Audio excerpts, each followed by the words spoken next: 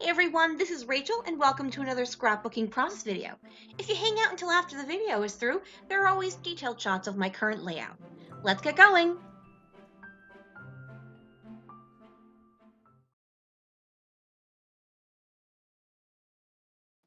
Hey everyone, I just wanted to jump on for a few seconds before I get started and remind you that Tuesdays in July I will be doing a YouTube live videos at 5:45 p.m. Eastern Standard Time. So if you're free, please join me. Hey everyone, so today I'm going to be working with the One Canoe Two Hazelwood line. If you watched my previous video, I did work with it that time as well. This is another challenge for the Heather's Crafty Life's Patreon page. It was to work with scraps, and as I was cleaning this up, I'm saying to myself, hang on, all you have here are scraps except for one 12 by 12 piece of paper. Everything else is scraps. So why don't you just go ahead and work with this? So I was like, yes, I found some photos. These are from 2009, my family and then my extended family via the friend way to make a family. And we had gone out to lunch in the fall. So I am going to use this and I'm going to go ahead and get started, get you guys put on fast forward. Before I do, I just want to mention if you could flick me a thumbs up with this video, that would be super awesome. And if you have any questions for me whatsoever, you can just leave it in the comments down below. All right, folks, let's get going. So I'm starting to work with this, what I have left of this, and I'm here thinking that that polka dotted paper is a full-size sheet of paper. Spoiler alert, no, it's not. I must have at some point cut off 1/4 inch or 1/2 inch. I'm like, oh, dude, seriously? So here's where I'm realizing, I'm like, wait, this isn't a full 12 inches. So I just grab a piece of white cardstock. Now here's the thing, I totally could have just grabbed another piece of pattern paper and added it on, but honestly, I've been scrapbooking. This is probably my third or fourth layout today, and I was just so annoyed that I just grabbed a piece of white cardstock. And basically now watching it back, I'm annoyed with myself because I didn't even gut the piece of white cardstock. I just left it whole. And I'm like, dude, seriously, what were you thinking? You could have put that green, minty green floral paper on the side, just cut a chunk of that, and it would have looked super cute. Oh, so annoyed. All right, so I fussy cut out one of those giant flower pieces from the Hazelwood line, and then I am inking it up with hickory smoke. A little tip, if you're a fussy cutter of really bad proportion, you can do what I do, and that is ink the edges, and it kind of hides all the imperfections that you did whilst fussy cutting. I'm going to take aforementioned floral piece and I'm going to mat my 4x6 photo. I also have a 4x4 photo. This is what happens when you set a camera, actual digital camera from an earlier, 2008, 2009 digital camera, and you set it on a stone wall and it takes several photos on, what's that, remote setting, and then it starts to fall backwards. That's that second photo. If you may notice, like, it's cutting off people's heads and stuff because it started to fall over. Because I'm an awesome photographer, can't tell ya. All right, I also went ahead and fussy cut out that hello piece of paper that was from the one of the 3x4 cards. I have mentioned in my previous video that where I'd also used this line that the only embellishments I had from this line were those cork pieces you see in the upper left hand corner. I am actually going to use a whole bunch of those on this layout. So a lot of the a lot of the embellishments I used came with, oh, here comes Ms. Xanthi doing some exploring because she realized my ATG was coming out and she loves my glue. All right, so as I was saying, I used a lot of fussy cutting when I was working with this line because I only had those cork embellishments as my embellishments. And here she is, she's sniffing the glue.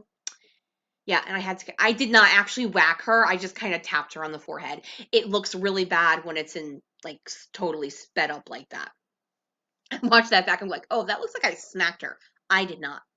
All right, so what I did, as I said, I went ahead and I inked the edges of The floral piece I fussy cut. I had wanted to have part of it over the photo, but I kept getting messed up and like covering my face or my friend's face. And so I finally just decided, yeah, we're just gonna not do that, even though I would have preferred to do that. Okay.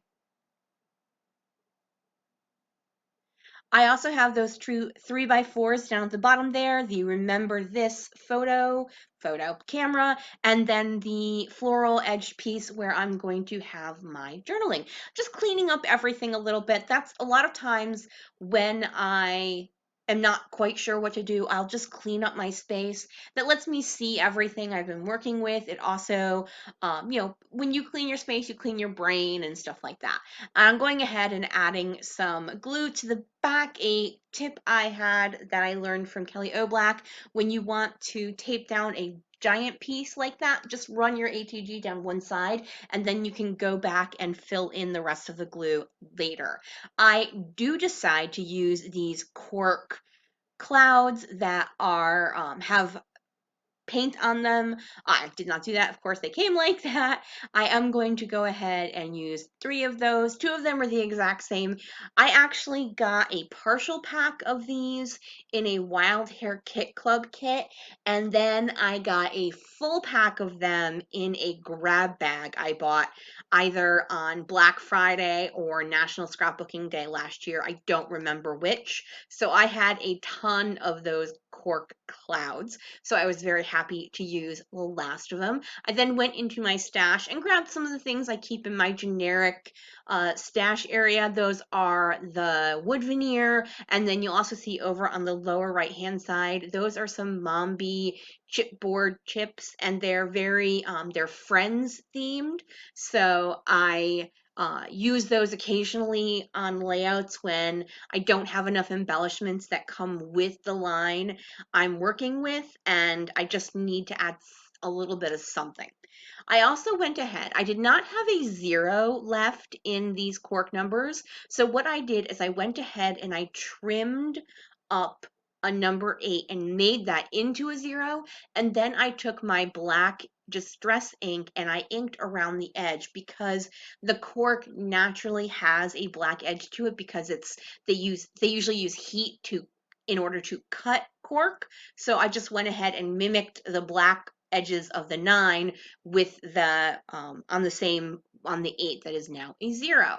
So these photos were taken in 2009, and I'm just talking about how it was super nice to go out with my family, both my biological and the family I've made through my friends, and have a nice birthday dinner. I ended up cutting ahead. I'm just using my wood veneer to hold down the cork to keep it glued flat. I wasn't sure if I wanted to add anything else. I wasn't sure what I wanted to use for my title. So I did cut ahead. I did go and grab these Vicky Bouton word thickers. I'm just going to use the word my in that gold glitter, and then I'm going to also add all those little hearts, and then I'm using this font called Delight, and it's kind of funny. It's an older, thicker. I've actually been using it quite a bit lately, so it's kind of funny, but sometimes you end up doing that. And then I'm going to finish this off with some Heidi Swap Gold Color Shine, and that is actually the last of the Hazelwood line I have. Hallelujah. I kind of was just like, you know what? I just want to work with it until I'm down to just like the barest of scraps. All right, folks, that is going to be it for me today. Thank you guys so much for joining me. If you could flick me a thumbs up, that would be super awesome. Have a great day, everyone. Bye.